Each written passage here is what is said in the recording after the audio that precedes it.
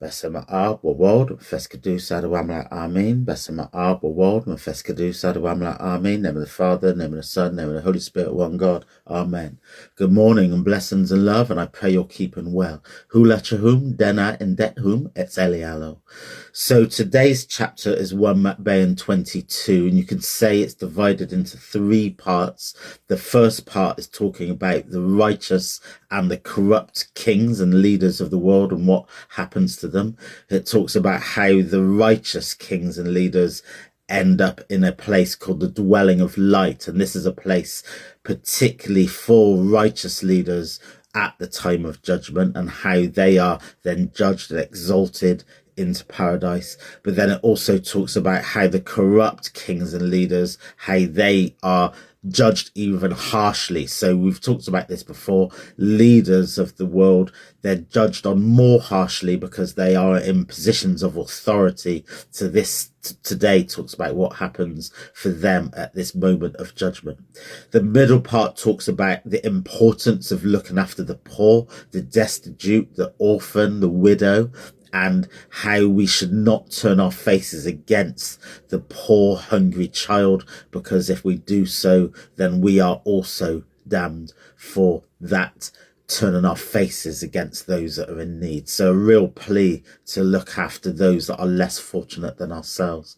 And then the third part is a challenging part, is talking about how God is a jealous God. He's a God of wrath, a God of judgment, and that anyone who turns away from the Almighty and don't follow his commands will be essentially destroyed in that final moment of judgment. So quite harsh words in that final third part.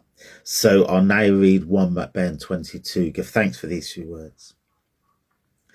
Please think of the names of the people who perform good works and do not forget their deeds.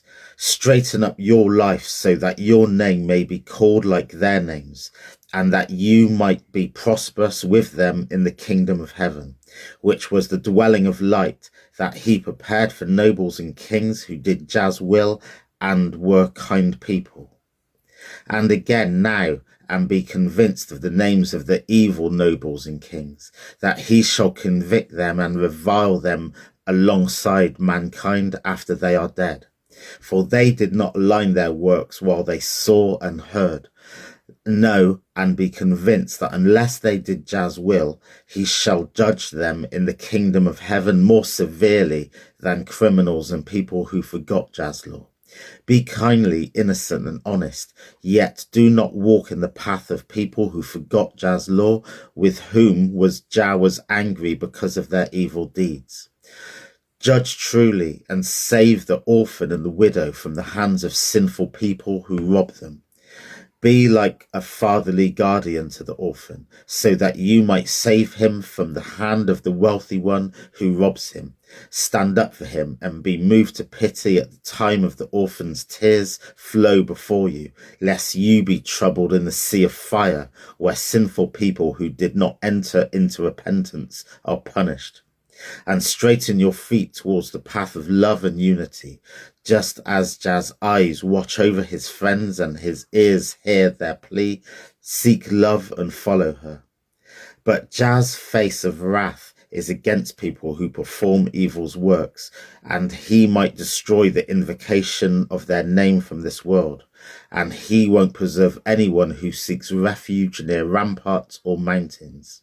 As I am Jah, who am jealous of my Godhead, as I am Creator who revenges and destroys people who hate me and don't keep my word.